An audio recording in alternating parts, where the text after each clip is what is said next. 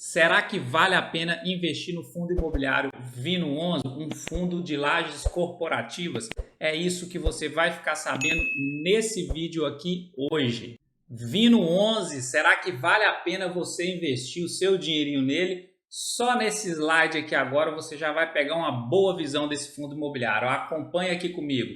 O valor atual da sua cota está em R$ 58, até que está atrativo esse valor, não está tão elevado. O preço sobre o valor patrimonial está em 0,99, então está sendo negociado dentro do seu valor patrimonial ali justo.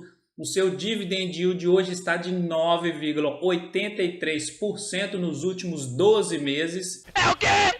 Que isso, gente? Tá ansioso demais, Esquilo. Eu falei 9%, eu não falei 19%, não. Tem fundo imobiliário que paga 19%, 20%. Esse aqui tá pagando 9%. Mas ele é de lajes corporativas, é diferente daqueles que estão pagando esse valor todo, que são de papéis, então são estratégias. Você tem que diversificar a sua carteira, tá?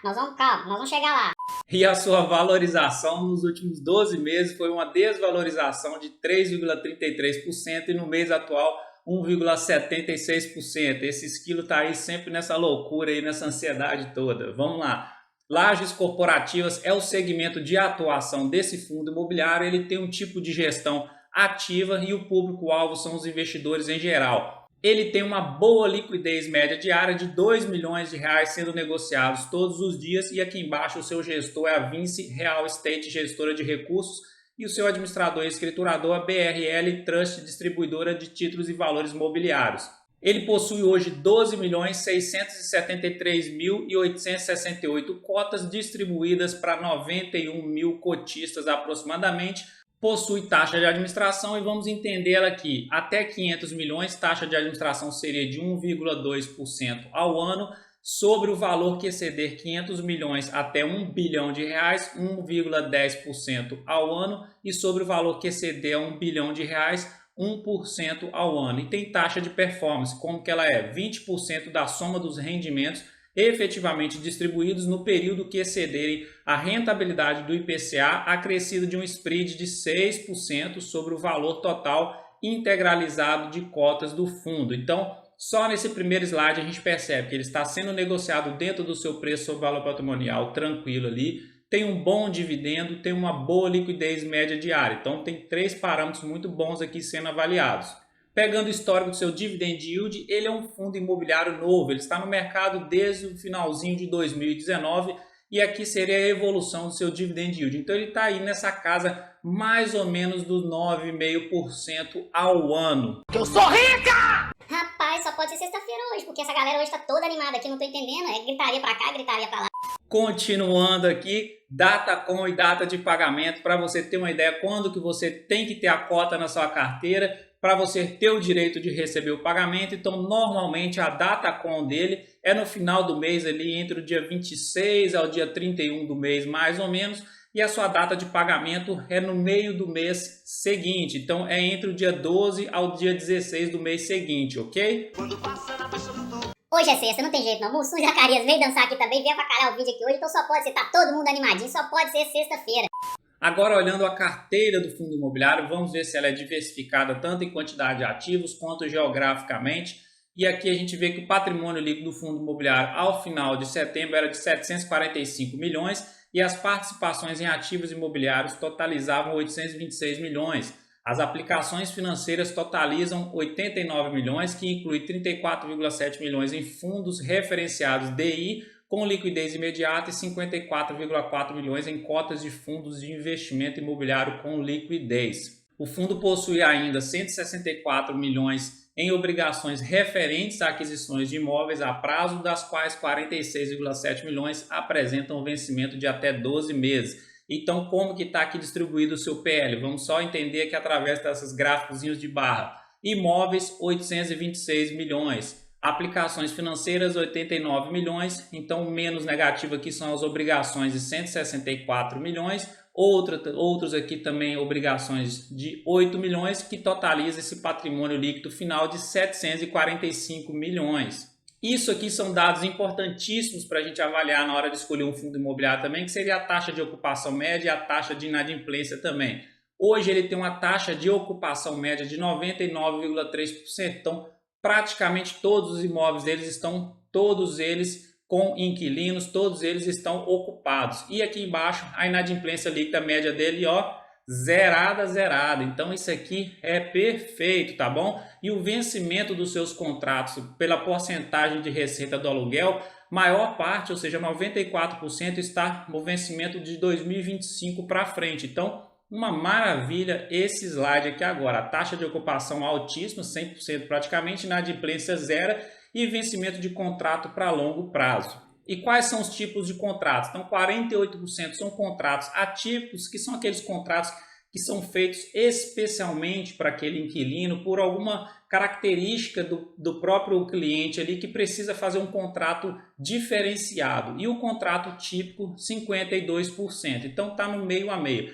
E aqui a sua distribuição geográfica, 56% dos imóveis estão na cidade de São Paulo e 44% estão na cidade do Rio de Janeiro. Então ele está diversificado geograficamente em 2 estados e dentro desses estados eles estão apenas em uma cidade cada um, tá ok? O portfólio do fundo ele é composto por participação em 9 imóveis, totalizando mais de 47 mil metros quadrados de ABL próprio. Então 9 imóveis não é uma quantidade tão expressiva assim de diversificação, mas a gente tem que olhar ali para trás que o fundo acabou de começar no mercado financeiro. Então ele está no final de 2019, é um fundo novo, então com as novas emissões que ele for fazendo, ele vai adquirindo mais imóveis. Então por estar chegando no mercado no final de 2019, ele já tem 9 imóveis, é até um valor considerável, uma diversificação até razoável, tá bom? E aqui, a título de curiosidade, a localização dos imóveis lá em São Paulo e no Rio de Janeiro. No Rio de Janeiro, os 2 imóveis que ele possui lá estão localizados na Zona Sul, muito bom, coisa chique no último.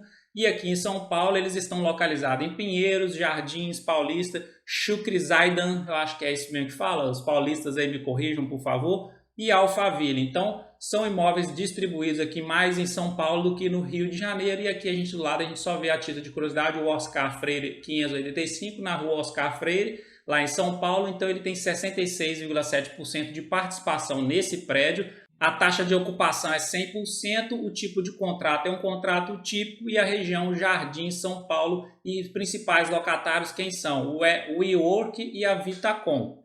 Entrando na sua parte gráfica agora na valorização histórica, comparando com o Ibovespa laranja e o IFIX azul, então ele está ganhando no atual momento tanto do Ibovespa quanto do IFIX e ele começou a ser negociado logo um pouquinho antes da grande queda de março de 2020, coitado, mas já recuperou quase toda a sua queda aí, já está quase aqui ó, nos seus topos históricos. E agora pegando o gráfico semanal para a gente dar uma olhada em alguns padrões, ele está se recuperando aqui desde março de 2020 de forma tranquila, sem muitos solavancos. MACD não tem muito o que falar, azul por cima está da laranja aqui, está mostrando aí que está nessa tendênciazinha de alta morna dele. E o índice de força relativa é o que a gente tem que mais tomar cuidado aqui e levantar um sinalzinho de alerta. Por quê? Esse tracejadozinho aqui é 50% de força. Aqui a gente percebe que a força compradora estava mais presente em quase todo o período de vida desse fundo imobiliário. E agora vai cruzar provavelmente aqui para baixo, aí a força vendedora vai ficar mais forte. Então isso pode pesar um pouco a mão dele. E aí eu creio que ele pode vir até corrigir aqui nessa média móvel de 72 períodos. Se corrigir até aqui e voltar, ok, vai fazer essas correções pequenas aqui que a gente viu aqui há 2, 3 meses atrás. Agora se corrigir e perder essa média móvel aqui, aí pode ficar um pouco feio para o lado dele e pode continuar essa tendência de baixo. Mas no atual momento ele está tranquilo, não pode perder esse 50% do índice de força relativa. E agora pegando a parte diária dele, de curto prazo, o que a gente enxerga? Ó, em setembro aqui, ele cruzou a média móvel de 17 por cima da 72 períodos e sinalizou essa tendênciazinha de alta aqui de curto prazo.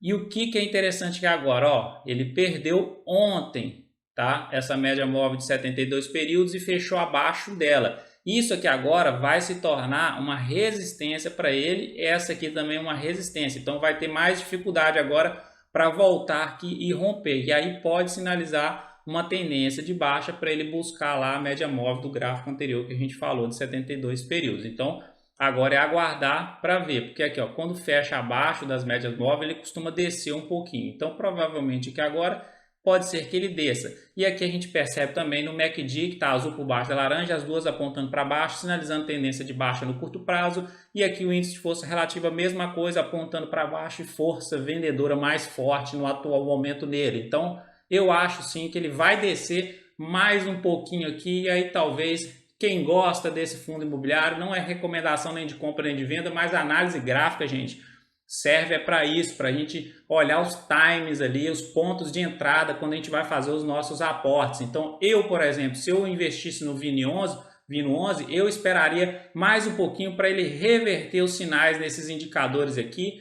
e voltar a ter uma tendência de baixa e pegar ele mais lá embaixo e comprar a preços médios melhores.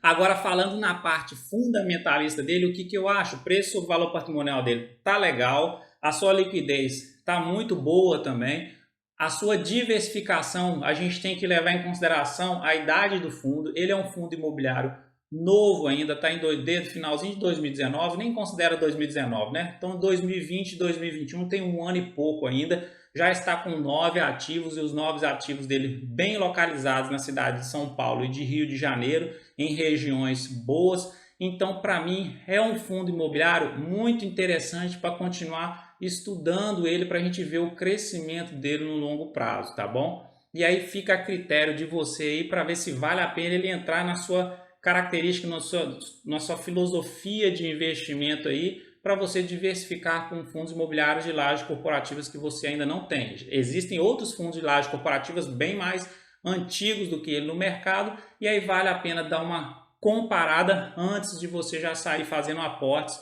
em fundos imobiliários novos, ok? Mas para mim ele está girando redondinho aí nesse 1 ano e meio, e aí é a seu critério. Então é isso, se gostou do vídeo, já deixa aquela curtida, já se inscreva aqui no canal, ative o sino de notificações, comenta aqui embaixo se você gosta desses personagens que aparecem de vez em quando aí nos vídeos, para dar aquela descontraída nesse tanto de número que a gente enxerga nesse negócio de mercado financeiro que é um pouco complicado, mas aos pouquinhos a gente vai desmistificando isso e trazendo retornos financeiros e nossa liberdade financeira, tá bom? Um grande abraço, fique com Deus, até o próximo vídeo e tchau!